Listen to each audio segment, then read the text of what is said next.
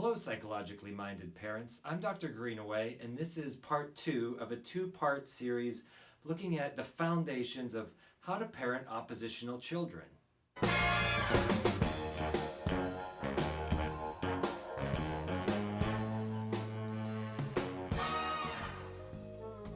Like I said, this is part 2 of a 2-part presentation on basically the foundations of how to parent oppositional children. And it really works for all children. So if you haven't watched part 1, you should go back and look at that one first. So what we were doing is looking at the negative behavior, and we came up with some examples. Jumping on the couch, not getting ready for school, hitting, biting, kicking, punching, slapping, nudging, elbowing, pulling, begging for a toy, not turning off the television or the video game when it's time. And we came up with what would the positive opposites of those be. Sitting on the couch, start getting ready for school by 6:30 a.m. When a person can explain why they're mad, they're less likely to hit. Let it go and just accept that they're not getting what they want. Talk about something else other than being bought a toy. Turning off the video game when told. So now we've got a list of what we're going to try to reinforce. And if we can reinforce those behaviors consistently, the negative behaviors drop off. Let's talk about reinforcers. We can use the word reward or reinforcers, and a lot of times parents think that means candy, gum, toys, more things to buy the child. They'll sometimes use the word bribe. Now let's talk about that for a second. We don't want to use the word bribe. When you're rewarding or reinforcing your child for a positive behavior, you shouldn't feel bad about it. You shouldn't feel like you're doing something that you shouldn't do. Think about the definition of a bribe. A bribe is something you pay someone so that they do something they're not supposed to do. What we're trying to do is reinforce a behavior that we want the child to do. And basically all of us are designed to behave in a way that gets us outcomes that we want. It's behaviorism. None of us are immune to that. So don't beat yourself up if you feel like you're doing something the child likes to get them to behave in a way that you want them to behave. We're going to talk about 2 kinds of reinforcers. There are primary reinforcers and there are secondary reinforcers. Primary reinforcers are things that the kid just naturally likes, things that he wants. Some examples, one big example that we don't want to miss is positive attention, positive regard from the parent. A sense of pleasing a parent is one of the most powerful reinforcers that we have. Giving praise, or a child getting praise, that's a reinforcer, and it goes hand in hand with this positive attention or feeling a sense of, when the child feels a sense of positive regard coming from the parent. A lot of these things that we consider reinforcers are niceties in life that the child is already getting. But what we want to do now is change it so that these niceties in life are contingent on the child behaving well. Other things could be an extra privilege, being allowed to do something. Activities that they like, riding a bike, getting to ride their bike, getting to choose a movie, getting dessert, staying up 10 minutes later. A lot of times we give these reinforcers or these rewards without even realizing that they should really be contingent on the kid's behavior.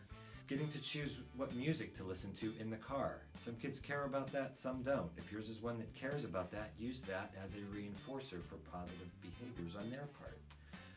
Getting to go to the park, playing a game with a parent, getting ice cream, the parent reading to the child, any engagement, any activity that the child wants the parent to engage in with them can be considered a possible reinforcer. And again, I can't stress it highly enough, positive attention. What are secondary reinforcers? If primary reinforcers are what the kid just naturally likes. So let's look at the secondary reinforcers. These are things that they can trade in later. An example would be promising. If you're good in here, when we get home, you're going to get some ice cream.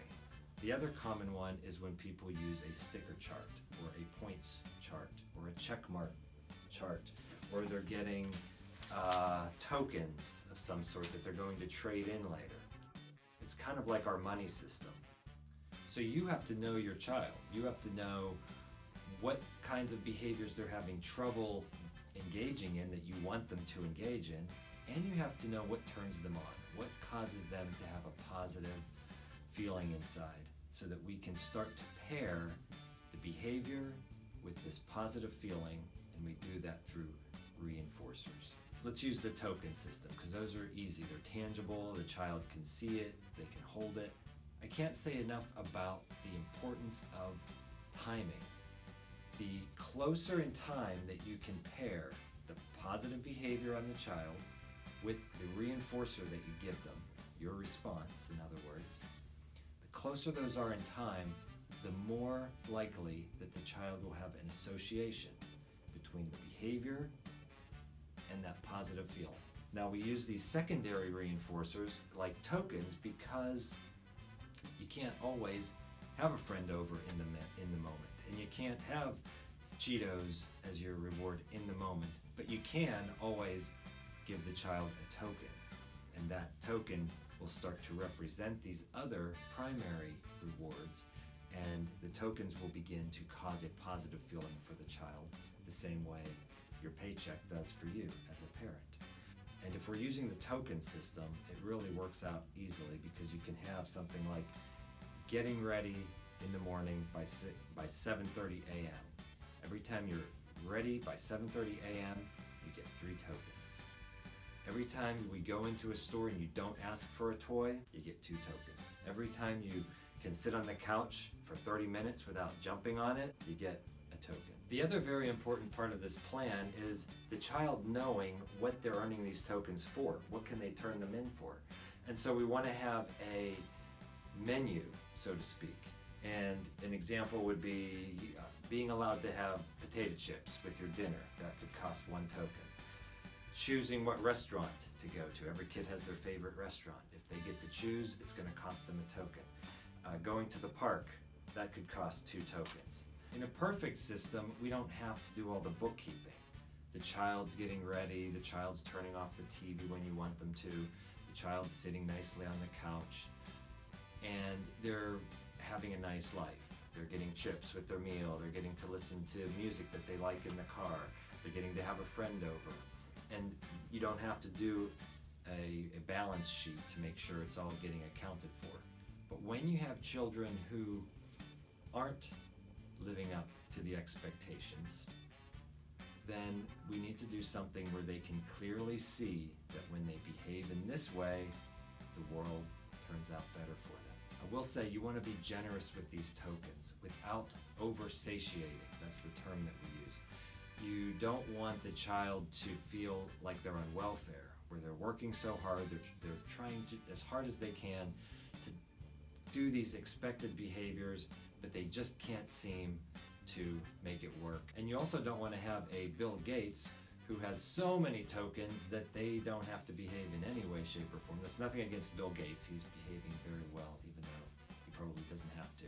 And so what we're looking for is a happy medium. We're looking for a middle class to upper middle class economy, where the child feels that the system's working for them. They do have to put in some effort because we're asking them to do some of these behaviors that just aren't in their nature. The other videos in this series on parenting oppositional children are going to be offshoots of those fundamentals, and you're going to see how specifically to apply them to specific problems that you may be having with your child.